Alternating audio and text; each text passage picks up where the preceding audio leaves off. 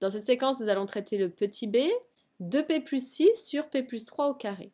Donc ici, interdiction de simplifier par p ou par quoi que ce soit d'autre, puisque ce sont des sommes. Moi, j'ai besoin de produits pour avoir le droit de simplifier. Donc déjà, ça veut dire qu'il va falloir factoriser le numérateur, parce que ici, je ne peux pas faire lorsque j'ai une somme, qu'un produit.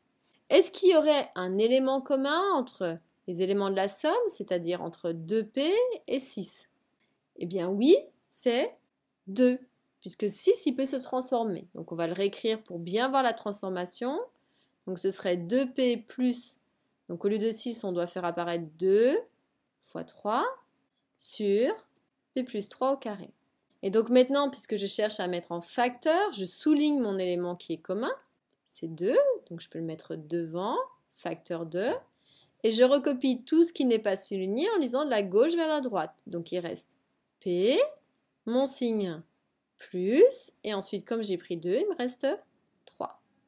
Et encore, je divise par P plus 3 au carré.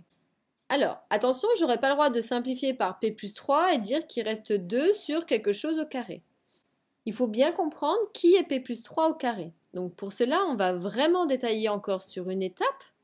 Pensez à bien prendre le temps de faire ça en tout cas au début, le temps de prendre de bonnes habitudes. Donc P plus 3 au carré, ça voudrait dire que c'est P plus 3 facteur de P plus 3. Donc dans ces cas-là, j'ai le droit de simplifier parce que ici, partout, ce sont des multiplications.